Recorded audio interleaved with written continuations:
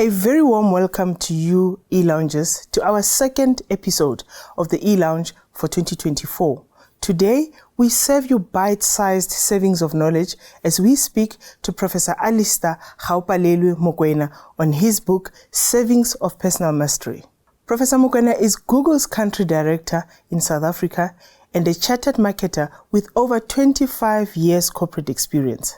Born in Tshwane in the early 70s, Professor Mokoena's academic qualifications include BCom, LLB, Management Development Program, Executive Development Program, MBA, and PhD in Business Administration. He has received many industry awards and was named South Africa's Best Advertising and Marketing Leader by the Global Brand Awards. His previous positions include Brand Manager at Unilever, Senior Brand Manager at Tiger Brands, Managing Director at SAB Miller, Marketing Director at Absa Bank, Managing Director of FSB Advertising Agency, and Group Chief Executive Officer at Ogilvy, South Africa.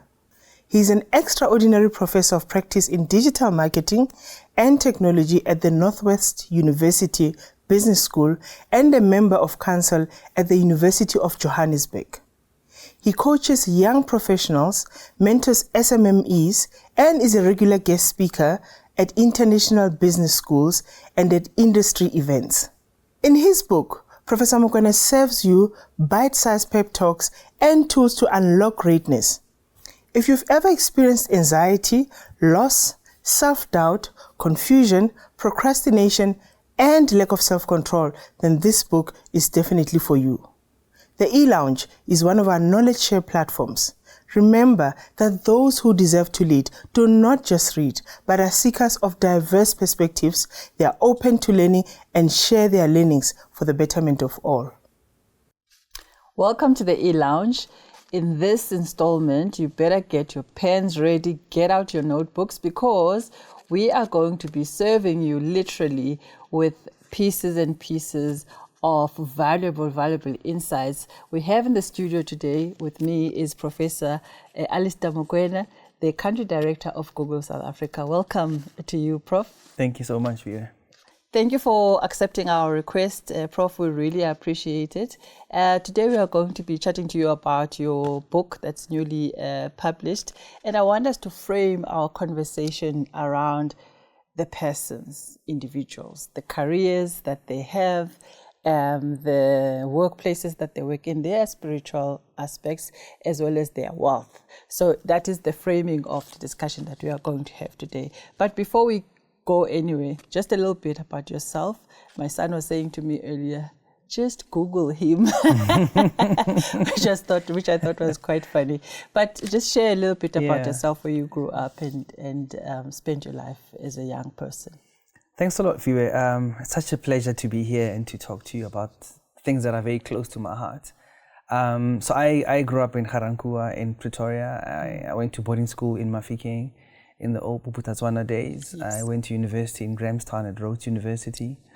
And I've been in the corporate world for about 25 years. And I think for me, I'm very conscious and aware of my responsibility to be part of the solution to the challenges we face as a nation. I think it was former President Thabo Mbeki who said, you know, we live in a country of two halves, the haves and the have-nots. Yeah. And it's important that those that have share with those that don't have, so that we lift society. So really excited to be talking about, the journey with the book, Servings of Self-Mastery, and how that's kind of helping people, to learn from other people's experiences. Okay. To start off our discussion, it's a question that perhaps gets asked quite a number of times. You are a professor of practice, you are an academic, you are a marketer, you are a certified marketer, all these different roles that you fulfill, but you choose to write a book about personal mastery or self-mastery. Why did you write the book? People often say to me, you seem like you've got a busy life. How do you pack it all in a day? Yeah. I think the secret lies in self-mastery. I think, somebody once said, if you want something done, give it to a busy person.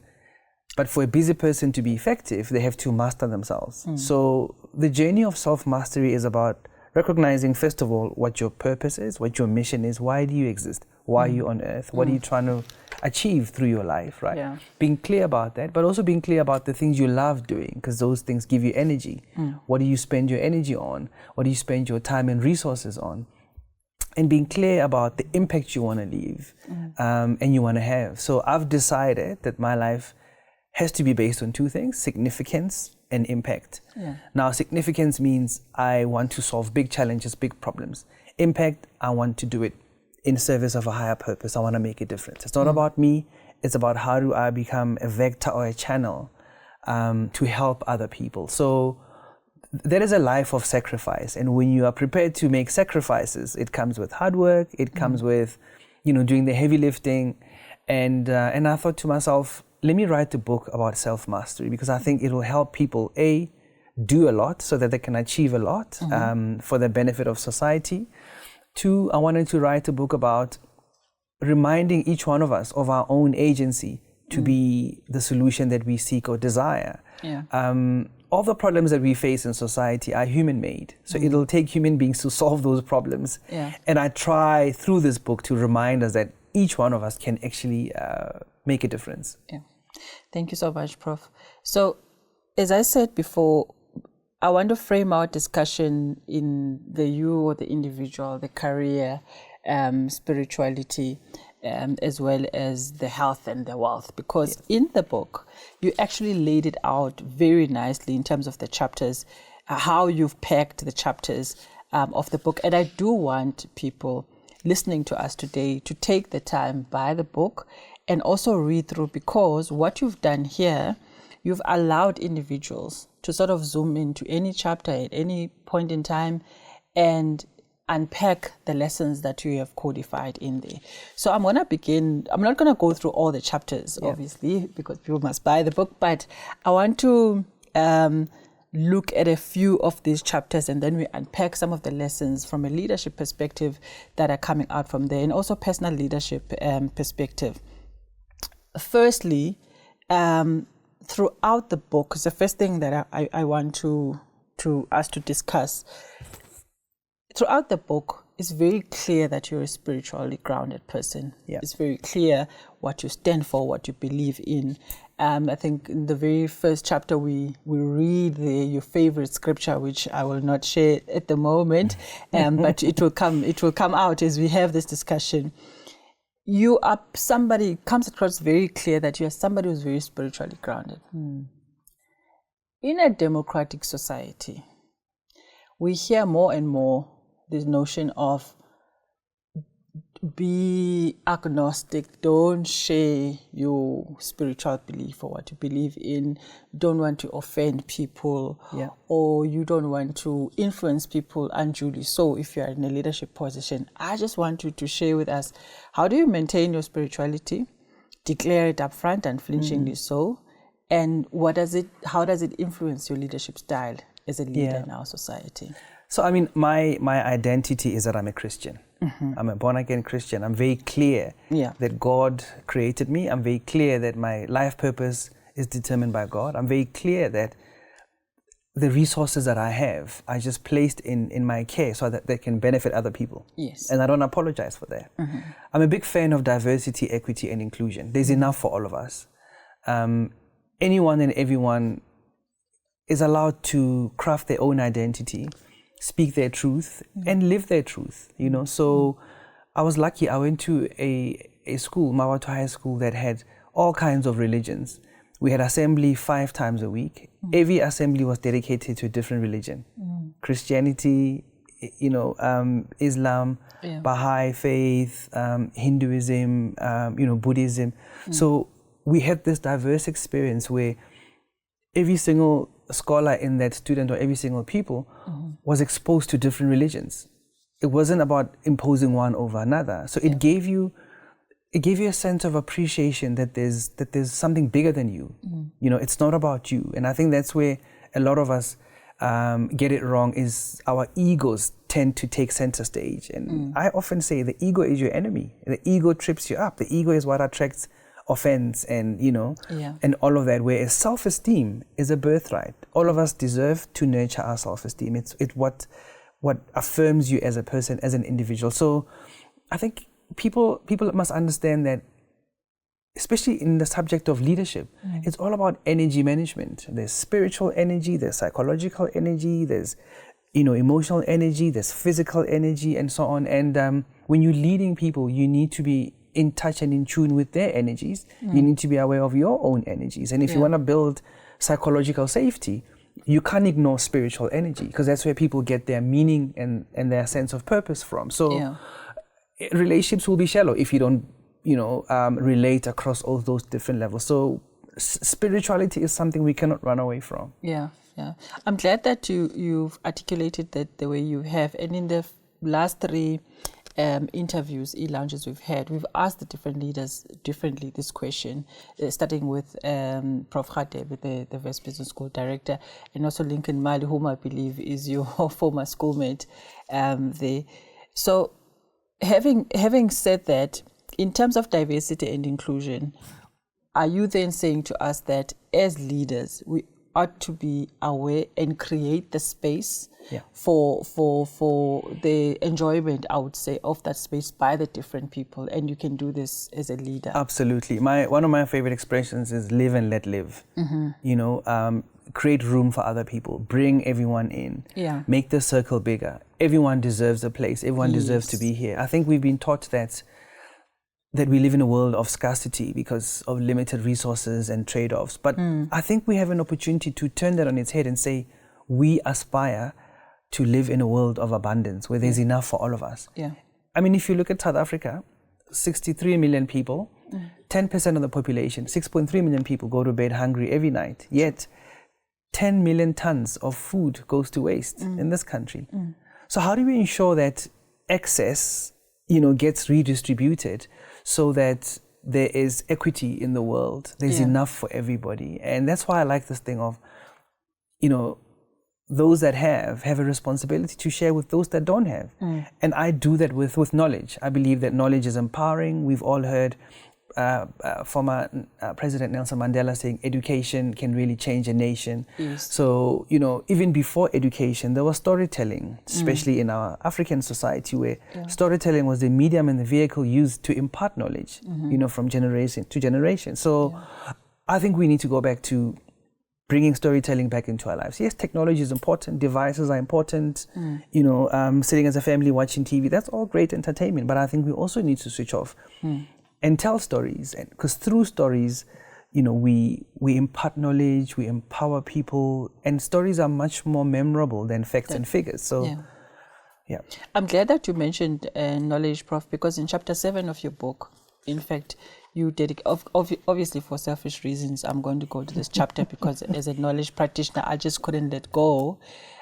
You are saying in chapter 7 that don't only consume knowledge, generate it. Correct. And you also share, a bit of tips in terms of how can people generate their knowledge, writing case studies, and sharing lessons learned as people go about their business. What I wanted you to share with us is how knowledge management plays a role in organizations, but also in the individual's personal life. I mean, I think the most important resource in any organization is human capital. And human capital and knowledge management, those two things go together. Organizations that are successful have the best talent. They know how to develop the talent, they know how to bring it in, how to nurture it, how to develop it, how to grow it, how to reward it, and how to celebrate it. And I think when people leave organizations, there's always a fear of knowledge leaving with those people. So how do we create a culture of knowledge sharing so that the management of knowledge leads to the sustainability of the organization? But also, how do we open up our walls so that we don't just become an echo chamber and circulate the same knowledge like you would circulate air in a room? How do you bring in knowledge from outside? Because external perspectives help us grow. They challenge our paradigms. They question things that we've held onto as conventional wisdom. They bring new ideas, or sometimes they affirm that we're actually on the right path. So I think, a mind that stops growing starts to degenerate. I think it's important for all of us to become a student of life and a student for life. And student of life, I mean, observe without judgment. Open your eyes, open your ears, be a sponge, absorb as much as you can. And then later on sit and reflect and analyze what you've absorbed. And that's why I say in the book, befriend data. We have information, we have data, and once you make sense of it, it becomes knowledge. But knowledge only gains value when it's shared. Because if you just hog knowledge, you just become this repository of knowledge. When you die with it. When you resign and leave an organization, you leave with it. You haven't used it to empower other people. So, and I think being a student for life recognizes that you're never too old to be teachable. Recognize that the world around us is changing super, super fast. I mean, in the world of technology where I come from, Moore's law tells us that every 18 months technology doubles. But I think today you can say every 6 months with AI, with generative AI, the world is changing around us so much and so fast and so rapidly that unless you're constantly adding to your well, you'll become dry. And if you as a leader recognize that you are a lighthouse that shines the light to other people, at some point you will get consumed and depleted, just like with light bulbs that need to be replaced, just like with candles that burn and consume themselves to light the way for others. How do you ensure that you remain a vessel, a well of knowledge? You have to keep filling it from the top. So continuous education. Then if we move it towards the individuals and managing their knowledge, you give very solid advice about how people can package their CVs, make themselves marketable, and also create personal brands. And I think you are the best person to tell us about this personal brand story, because there's always a debate around this person is just being, he's got a big ego. The person thinks, I'm just building my brand. Or somebody is being touted as, they are on brand because they haven't done X, Y, Z. Just share with us a little bit about building personal brands, and also making yourself ready for the opportunities, because you speak a lot about being ready for opportunities when they come or where they arise. Absolutely. When the timing is right. I do a lot of coaching and mentorship, and when in those conversations, people, like the most amazing moment for me in the conversations, it was when people realize they have the answers themselves. And the role of a coach is to help you by asking the right questions to help you get to the answers that you already possess. There's a lot of lessons that we can learn from our own relationships with our favorite brands. You have your favorite car, you've got your favorite fashion item, you've got your favorite cell phone. So we have brands that we have relationships with. And if you unpack those relationships, there's emotional benefits, there's functional benefits you get from those brands. There's something about the brand personality that you like. There's something about the values that brand represents. There's something about how the brand makes you feel. And if someone were to ask you to defend your choice of a favorite brand, you'll be able to wax lyrical about why you choose this brand. Now, if you apply all those lessons of brand management and brand development to your own life and say, me as viewer, as a brand, what do I stand for? What is my value proposition? What do people say about me when I'm not there? And when I die one day, what are people going to say about me at my memorial service? If I were to ask people, what values do I stand for? Will they have a clear idea of that? What is my personality and character like? What are my strengths? What are the things that I enjoy doing? What are the things that I'm really, really good at? And what are my blind spots? Now, that exercise alone gets you very close to defining a brand. And you need to have brand consistency. People that deal with you need to know where they stand with you. Your kids need to know, your spouse needs to know, your colleagues need to know what viewer stands for. If they're dealing with someone who keeps changing, you will not be able to build sustainable, healthy relationships. So I think the same applies to managing ourselves as brands in the workplace, because let's face it, we are in a marketplace. Employers have choices. They get 100 CVs for one vacancy. How do they select? And when you walk into that interview, what do you exude? What do you stand for? What is the thing? When the hiring panel sits and discusses their top 5 candidates, what do they want them? What do you want them to say about you? What is the one word? What is your headline? What is your elevator pitch? So I think it's important to understand that we know a lot of these things. Let's apply them to ourselves. Let's manage ourselves as brands. But let's also understand, what is my current value proposition? What is my current positioning? What is my vision? What is my end game? What do I aspire to? Now, the gap between the vision and your current reality is the work you need to do. And in thinking about the work you need to do, there could be further education. There could be exposure to things you neglected. There could be work on yourself by getting a coach or going for therapy if there's some unresolved things to. So you can start to plan this journey towards, the vision state. And I think that's quite liberating, quite empowering. Yeah. And I think, Prof, the thing that you've unpacked for us a little bit more in terms of personal branding, there's this notion of thinking that personal branding is all about how you look and a little bit about what's happening on the inside, right? And you are saying to us that therapy is important, self-awareness is important, and as you've rightly delivered in the book, the different nuggets around personal mastery, self-mastery. Perhaps you can let's just describe this and define what it is, in your own view. What is this personal mastery, self-mastery, and how do we achieve it? Okay, so I think you can take any virtue and put the word self before it. Okay. And the whole premise is you can only give what you have. You can only exude love if you love yourself. If you don't love yourself, you will struggle to have healthy relationships. You will struggle to show love. If you're impatient with yourself, how are you going to be patient with other people? If you don't forgive yourself for making mistakes, if you don't allow yourself to take risks, you will be a control freak. You won't allow people to experiment and grow and make mistakes. If you don't exercise self-care, you will not have work-life balance. You will not care about people's well-being. You will be a slave driver. If you don't self-promote, you will think that people that promote themselves are arrogant. You need to affirm yourself. So the nourishment and the nutrients that you need for survival are the nutrients that you give other people to help them thrive. Now, without those nutrients, a tree that doesn't have nutrients will die. So my whole approach to self-mastery is remember that God, or whoever your maker is, has given you enough for you to survive in this world.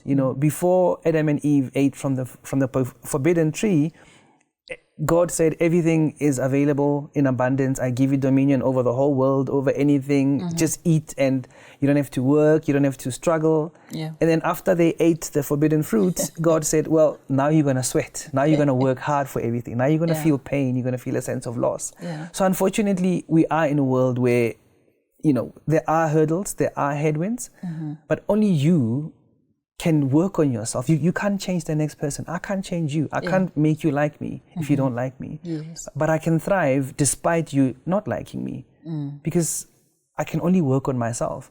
And if everyone does the self-work, the world will become a better place. The cumulative effect of everyone's personal mastery journey will be the tide that lifts all boats in society. Yeah.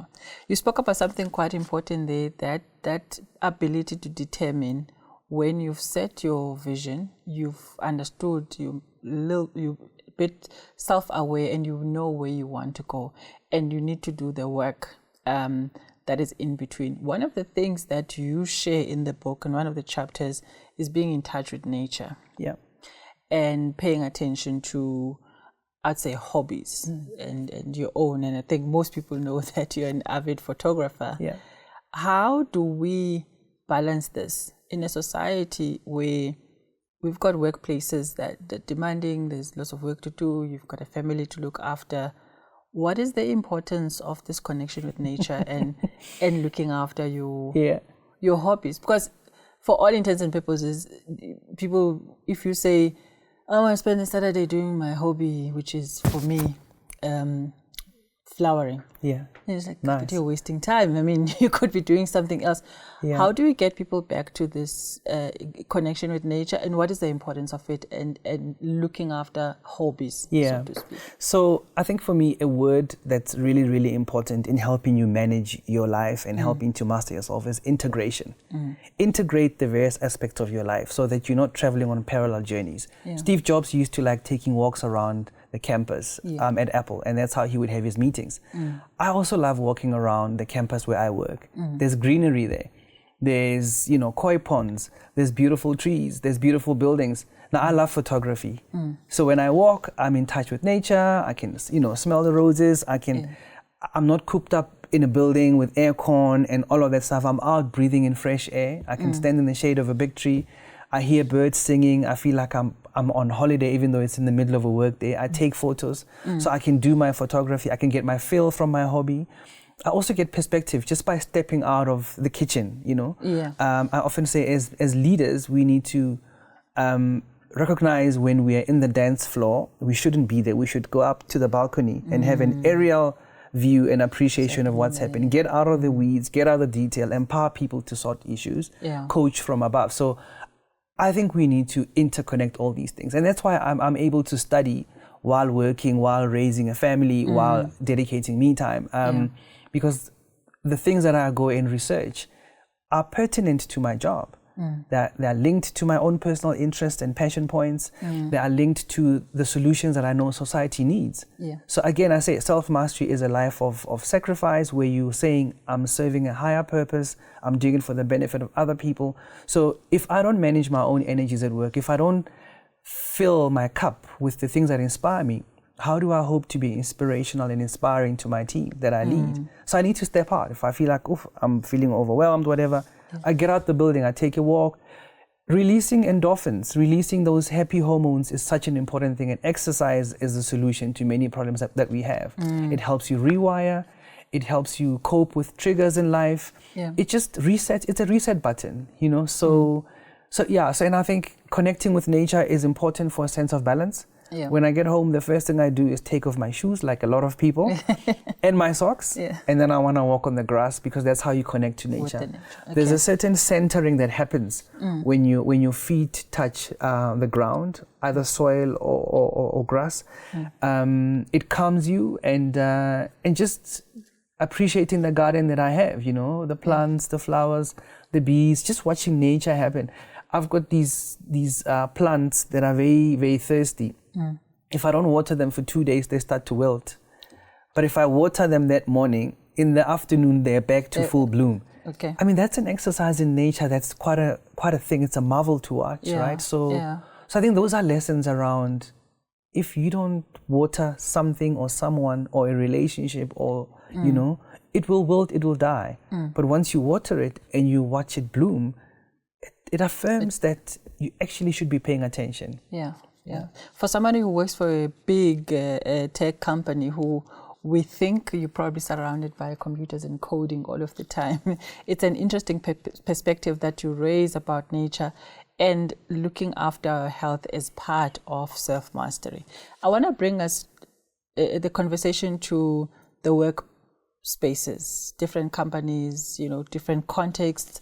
You speak a lot about mentorship and the role of mentorship, whether it's in the workplace or it's the person is doing it on an individual or private basis.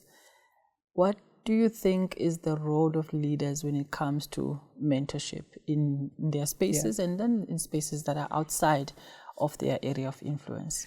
I think a lot of people are spooked by the word mentorship or coaching, and maybe we need to reframe those concepts to make them less intimidating, whether we call them consultations or sharing sessions or exchange sessions, because it is in giving that you receive. You learn a lot from teaching other people. I get a lot of people, because there's a big need in society to learn and to share, and I get a lot of people accessing me on social media saying, hey, do you do mentorship? Do you coach?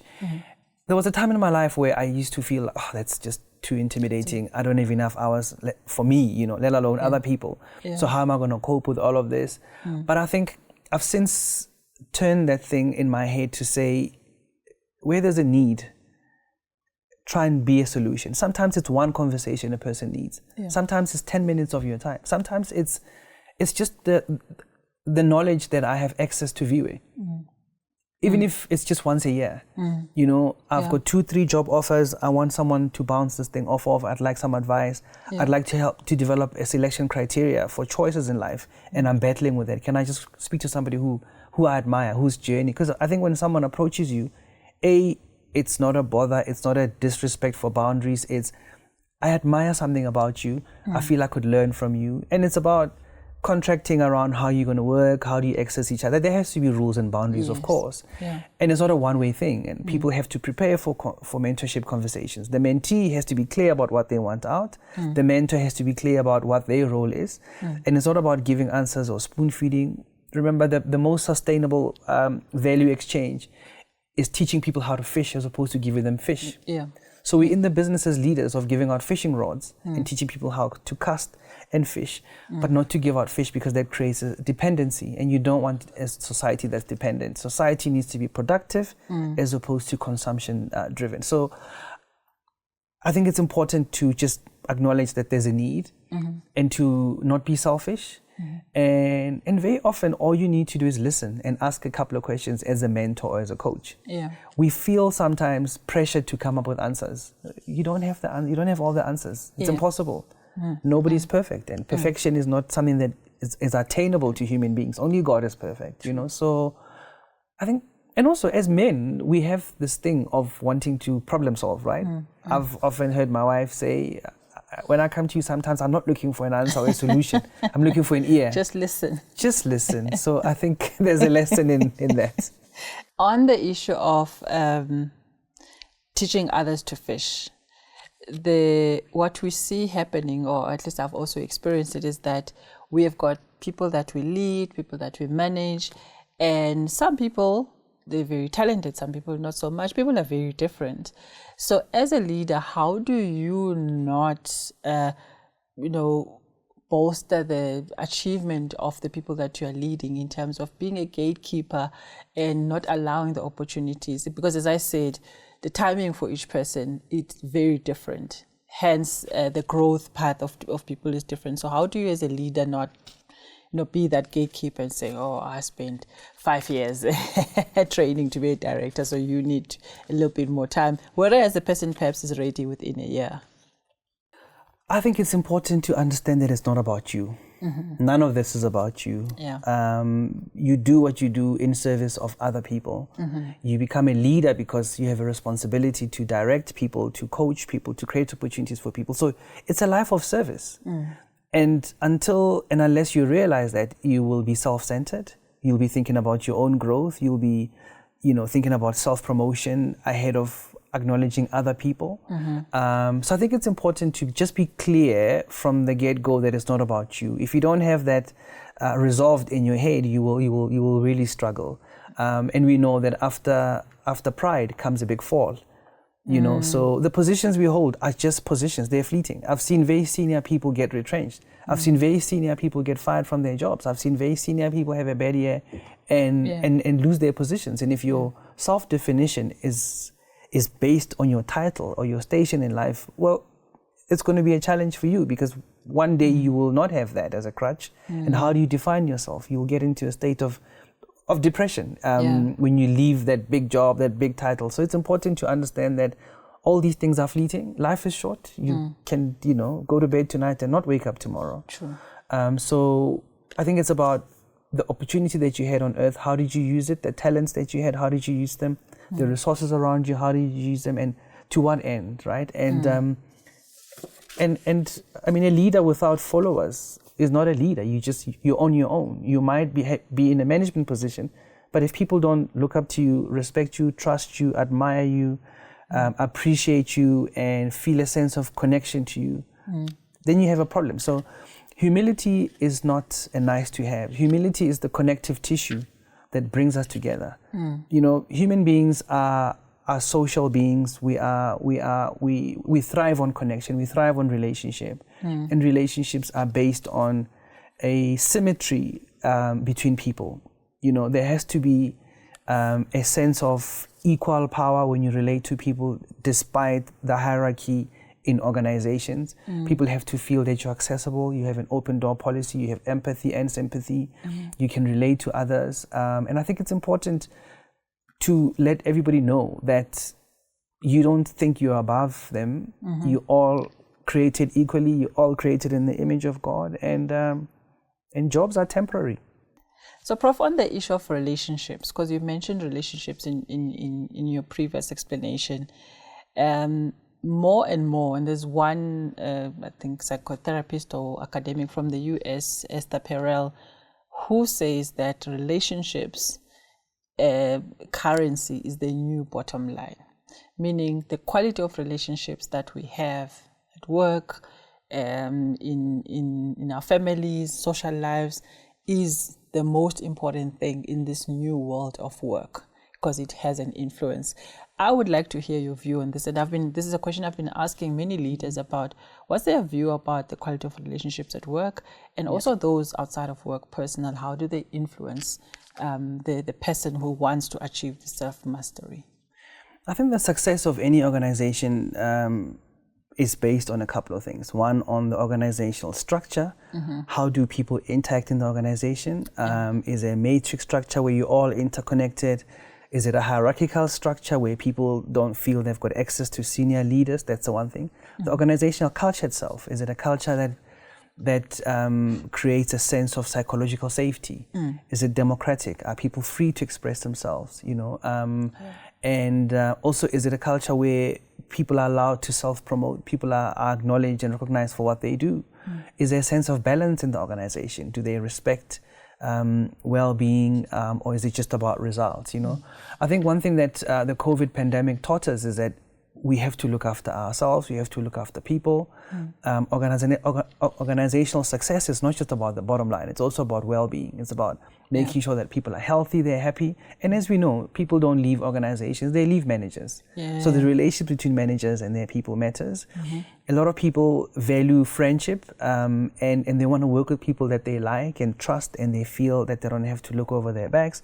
That's really important. And because we are wired as human beings to kind of have connectedness, we yearn for relationships, and relationships are based on reciprocity, where it's a give and take, it's a value exchange. I know what I get from you, you know what you get from me.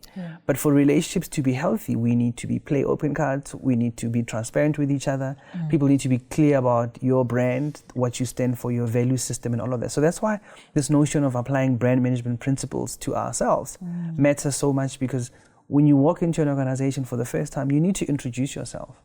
Your manager needs to know how to manage you. Situational leadership teaches us that you, as a leader, you need to meet your people where you find them, and you need to personalize your approach. It cannot be one size fits all. Cookie cutter approach doesn't work in leadership. So personalization, customization, relevance, understanding where each person is, I think really, really matters, because the value that people draw from you is, do you help me become a better person? Can I see you helping me achieve what I need to achieve at work? And if the answer is no to both those things, then there's no basis for relationship. On the issue of performance, I mean, the chapter is not called performance, but it deals a little bit with personal performance and also performance at work. And there's a theory there that you're explaining, the X and Y theory.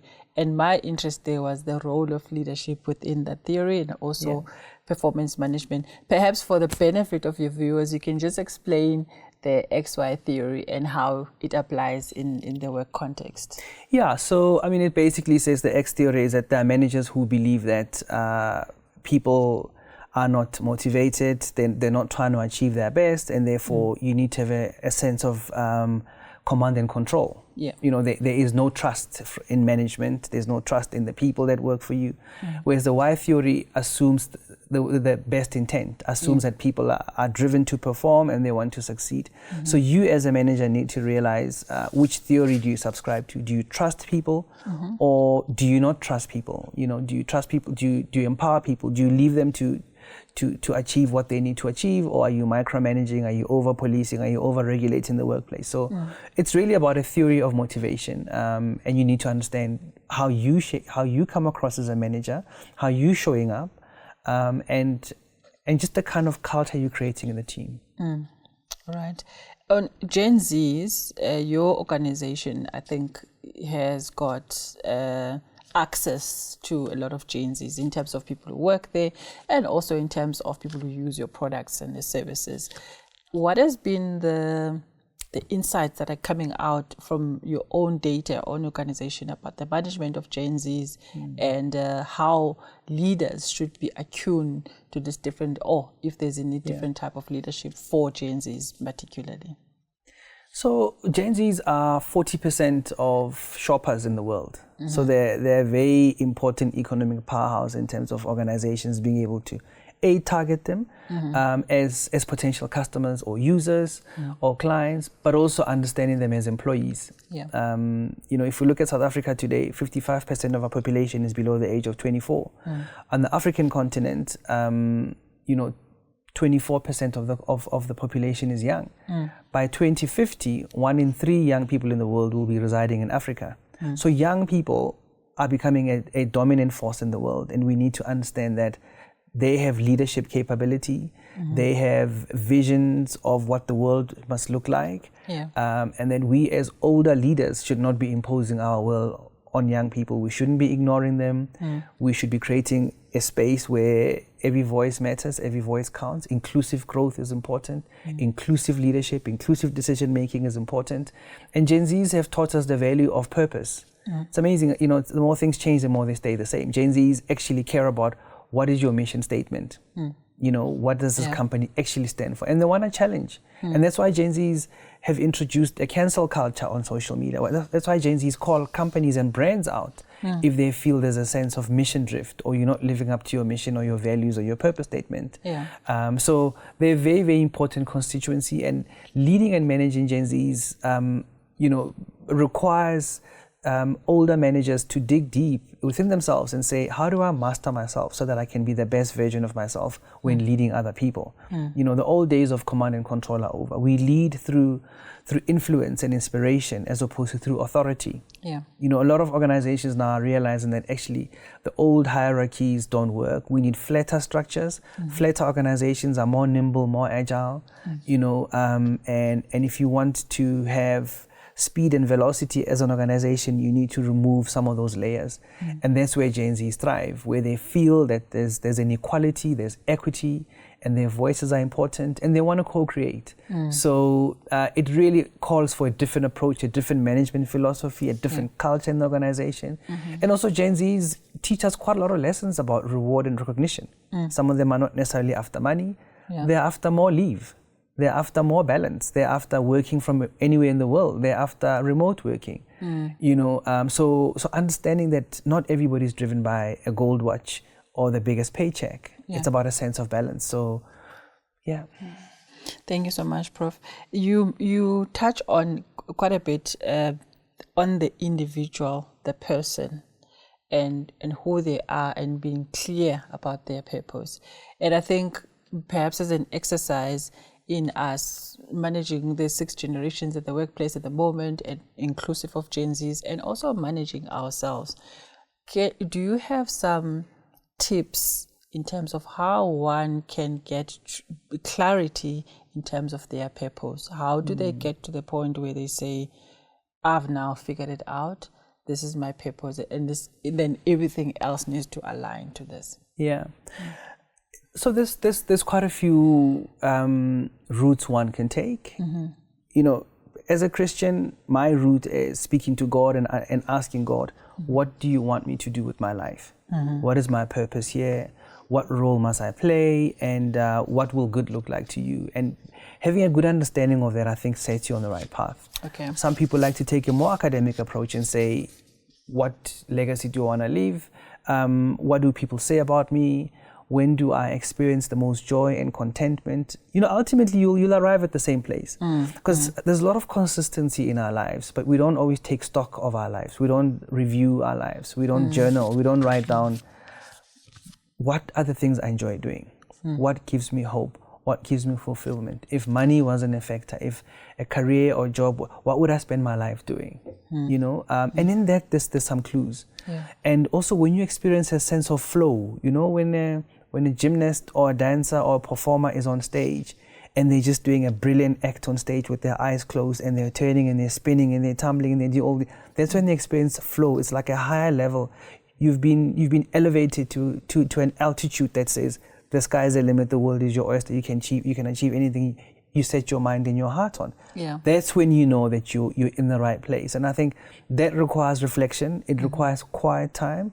It requires drowning out the noise. It requires clearing your life of the clutter that's there. It's about laundering your emotions, understanding, what am I feeling? What am I thinking? What are the voices in my head?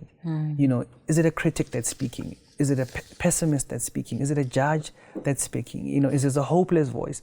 Or is this the optimist, full of hope and love and inspiration? And how do you manage those different voices? Because when you clear all the clutter in your life, you're removing the irrelevant and you're allowing the relevant to speak to you. Yeah. And the relevant is the who of you. But also doing some research and asking people closest to you, how do you see me? How do you describe me? When am I in my happiest state? When am I most effective? Yeah. What value do I play? What value do I add in your life? So those give us hints. And then you think about also, what are my passion points? What are the things that I love doing? And then you start to cobble together a sense of direction for yourself. And what that exercise does for you is that it gives you selection criteria. So now you know which jobs you should go for and not go for, which companies you will thrive in, which companies, what friends you want to keep in your life and what friends you don't want to keep in your life. You know, so even habits and rituals, it starts to become clearer because you've got a selection criteria now. And if things do not align with your selection criteria, they are a distraction, they are a diversion, they are a waste of your time, you will be unfulfilled, you'll come back and say, I've been in this job for the last 5 years, but I feel like I've achieved nothing. And I'm frustrated, I feel like I need to go back to university and study psychology or study arts or study future studies because I feel like I'm not using my life the way that I want to use it. I feel stuck. Yeah. And it's a midlife crisis of sorts. You're in your 40s at that time, you've got kids, you've got a spouse, you have tenure, but you know that your heart is not in it. And then there's golden handcuffs. You're like, oh, those shares have invested. I need the salary because I just upgraded my car, I've just renovated my house, and I've got this lifestyle that requires me to stay in the status quo. But your heart is not connecting with your daily activity. That's when you know there's misalignment. Okay.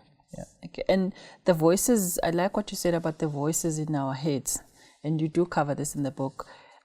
Just a little bit about, we've had leaders who say they've also been affected by the imposter syndrome each time they change roles, and I mean, in your case, you took on, were at the helm of Google right in the middle of the COVID pandemic or just before the COVID pandemic.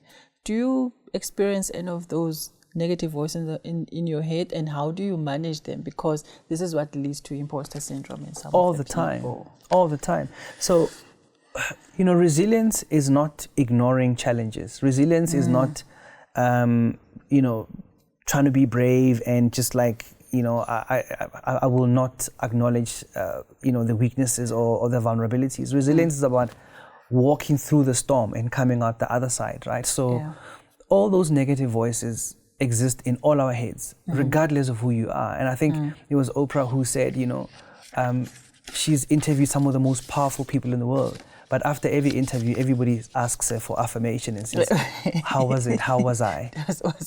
Was I good? So that shows you that all of us have imposter syndrome. You know, even before my conversation with you today, you know, I didn't know what we were going to talk about. I knew that we were going to talk about the book and leadership, but you could have come up with all sorts of questions that perhaps I felt I didn't have answers to, you know, and that's imposter syndrome. You know, do I know enough? Will I be found out? Will I make a fool of myself? You know, that happens all the time. So self-mastery is about managing yourself. It's not about the absence of challenges. It's not about ignoring challenges or pushing it to the back of your head. It's about how do you empower yourself to be able to deal with these things and to manage. That's why I say we shouldn't aim for perfection. It does not exist. There will always be an imbalance, and it's about bringing back that sense of equilibrium. You know, it's about knowing your triggers. If you know your triggers, you can preempt them. If you know your triggers, you get better and better at handling them. And triggers take us back to that time in our childhood where, you know, it left you wounded. It takes you back to, you know, feelings of rejection, feelings of being inadequate, you know, feelings of being excluded, and so on. So that's why I say slow and steady wins the race. We all have our own lane in life. Some people will get promoted ahead of you. Some people will, you know, come into wealth and all sorts of abundance before you. And it's difficult not to compare or to feel like, oh, what's wrong with me? But understanding that timing is as important as the dream itself. Understanding that you should only enter the stage when it is your turn. Understanding that it's horses for courses. Some things are meant for some people, some things are not meant for other people. Just understanding that, happiness and contentment isn't just in material trappings of success. Some people have all the wealth in the world, but no happiness. Some people have insomnia because they can't still their minds. They don't have inner peace.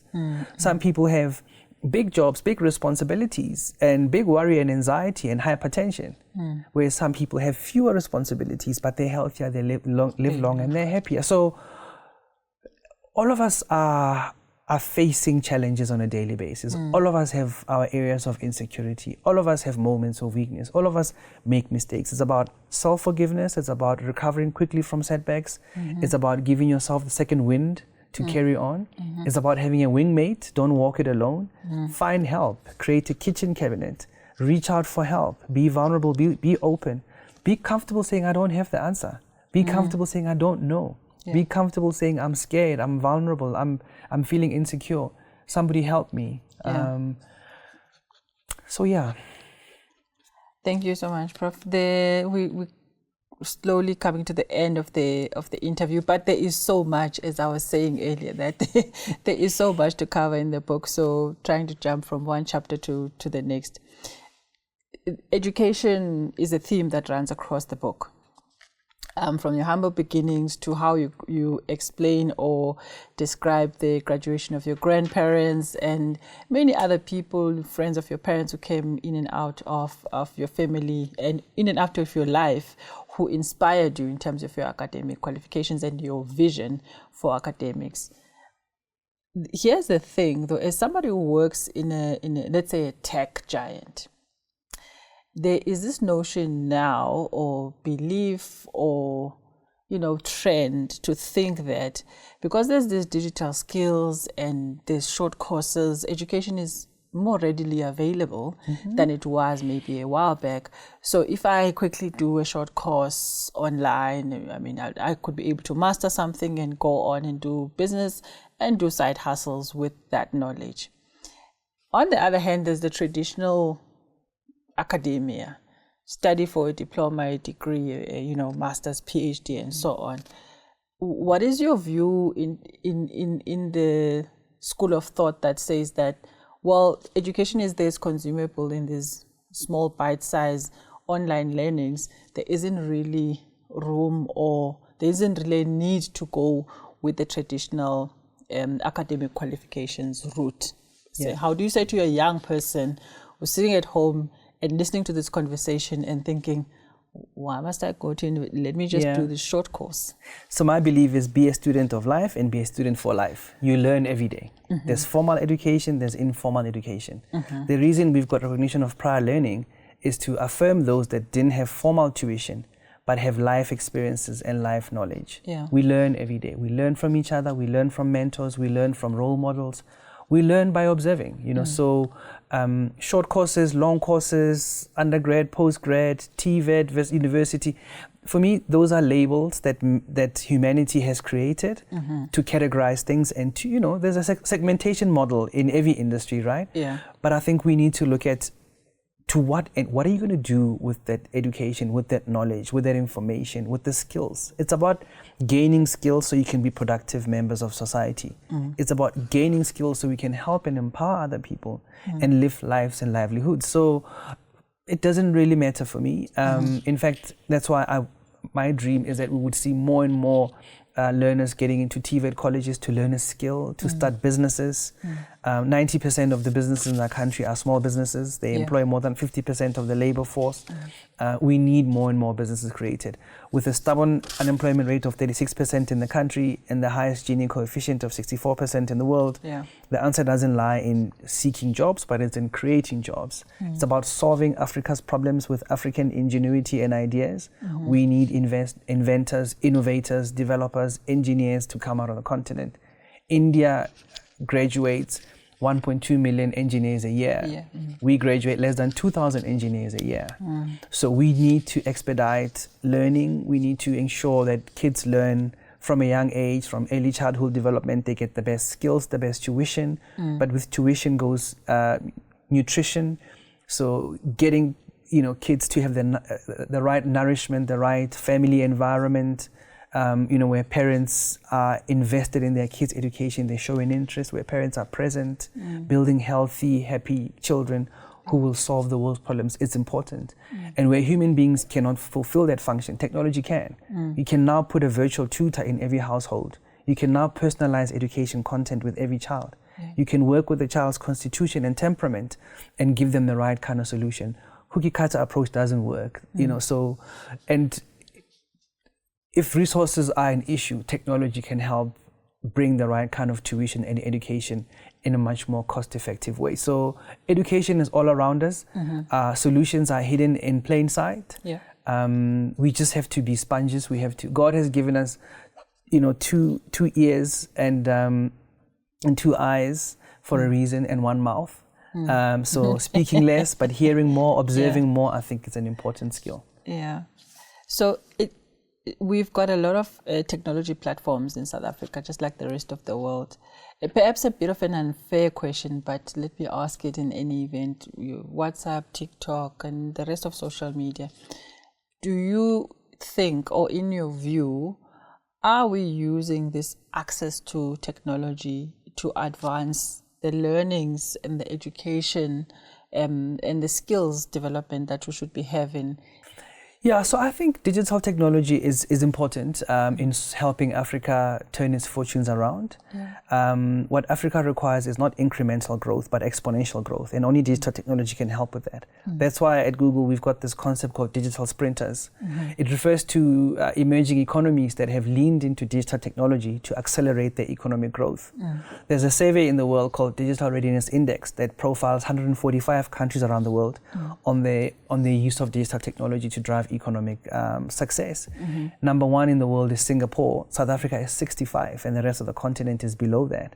And what they look for there is ease of doing business, investment in technological infrastructure, adoption of technology like AI, for example, the quality of education, access to basic services, and all of that stuff, and equality and equity in society.